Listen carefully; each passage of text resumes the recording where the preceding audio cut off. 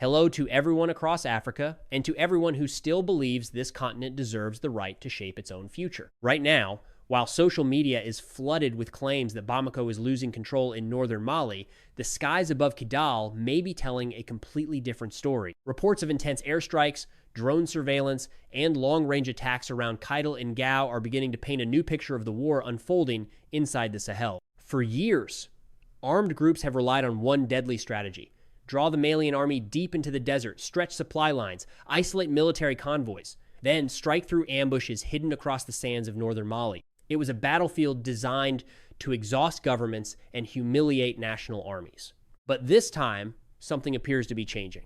Instead of rushing large military columns into the trap, FAMA and Africa Corps are now believed to be shifting toward a different strategy: precision airstrikes, drone tracking, long-distance firepower, and the systematic destruction of logistics networks before ground troops even move forward. According to several regional reports, armed positions and supply zones near Kidal and Gao have become targets of repeated aerial operations.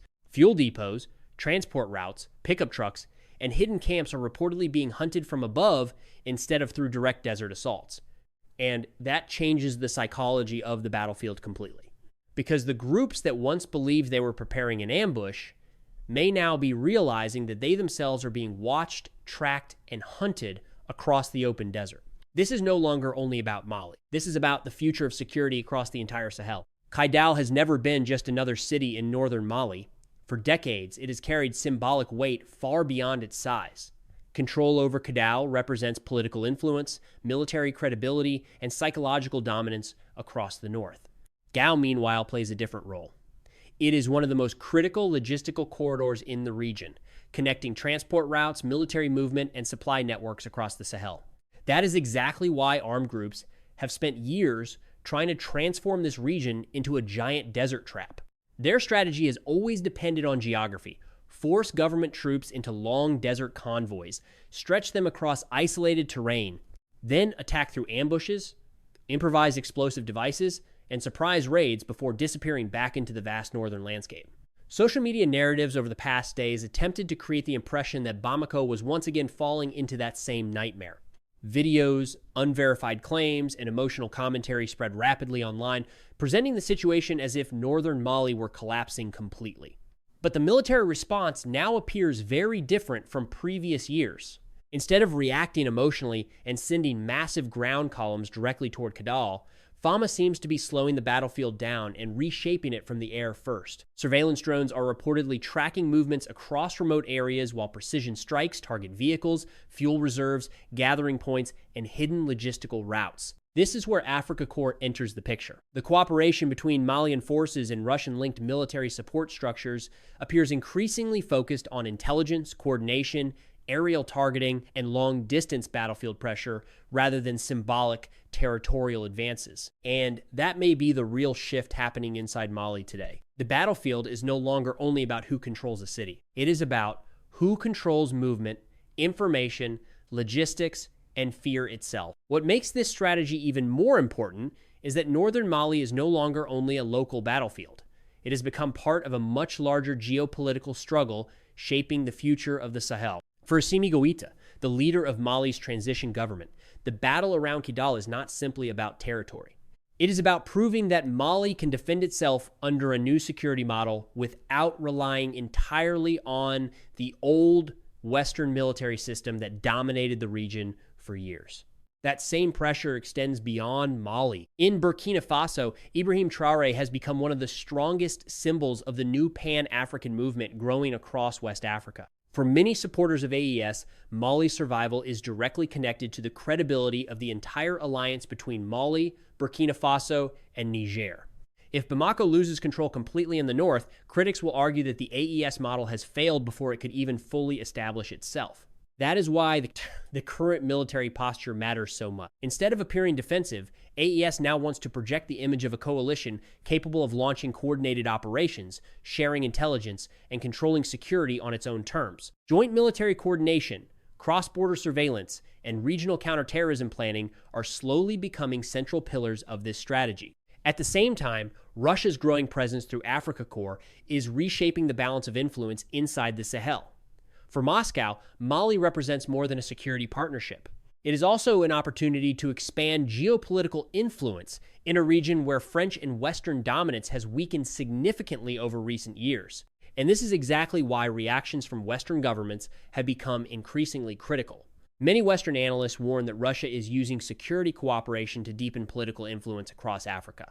Others raise concerns about militarization, civilian risks, and the long-term stability of the region. But supporters of AES respond with a different argument. If the previous security system was truly successful, they ask, why did instability continue spreading across the Sahel for so many years? The debate surrounding Mali today is no longer limited to military operations alone. It has become a battle over perception, legitimacy, and the future direction of African sovereignty itself. Western governments and international organizations continue expressing concerns over the growing influence of Russia and Africa Corps inside the Sahel. Critics argue that the region risks becoming more militarized while civilian populations remain trapped between insurgent violence and expanding counterterrorism operations. There are also fears that the separation between AES and older regional structures, such as ECOWAS, could deepen political fragmentation across West Africa. But inside Mali, Burkina Faso, and Niger, many citizens see the situation through a very different lens. For them, the central question is simple. If decades of foreign military presence failed to bring lasting stability, why should the Sahel continue following the exact same security model? That frustration explains why support for AES has grown far beyond military circles. To many people across the region, the alliance represents an attempt to reclaim strategic independence and rebuild security through African-controlled partnerships rather than externally directed systems. Still, reality remains extremely complex. Airstrikes and drone warfare may weaken armed groups, but they do not automatically solve poverty, political instability, ethnic tensions, or economic despair. Northern Mali remains one of the most difficult environments in the world to stabilize permanently. And perhaps the biggest lesson for the rest of Africa is this. Modern wars are no longer fought only with rifles and armored vehicles. They are fought through information, fear, technology, surveillance, and narrative control. In today's battlefield, a viral video can shape public opinion almost as powerfully as a military victory itself. That is why countries across Africa are now watching the Sahel very carefully. Because what happens in Mali today may influence how the continent approaches security, sovereignty, and geopolitical partnerships for years to come. What we are witnessing around Kidal today is not simply another isolated clash in northern Mali. It is a warning sign that the entire security structure of the Sahel is entering a new phase, a phase where drone warfare, information battles, regional alliances, and geopolitical competition are becoming inseparable from the battlefield itself. Because when military strategies change, the balance of power across entire regions can begin changing with them. The armed groups operating across northern Mali still remain dangerous. The desert remains unpredictable, and no government can claim total victory in a conflict this complex. But one thing is becoming increasingly clear. AES no longer wants to appear as a group of states constantly reacting to crisis after crisis. Instead, Mali, Burkina Faso, and Niger are attempting to project something very different. An image of regional coordination, strategic patience, and a determination to control their own security future despite enormous international pressure.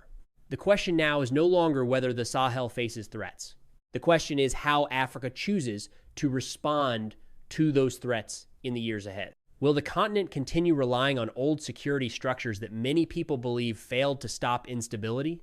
Or will new alliances such as AES reshape the political and military future of the region entirely? In the coming weeks, all eyes will remain fixed on Kidal, Gao, and the broader Sahel region, not only to see who controls territory, but to understand who may ultimately shape the next chapter of African sovereignty and security.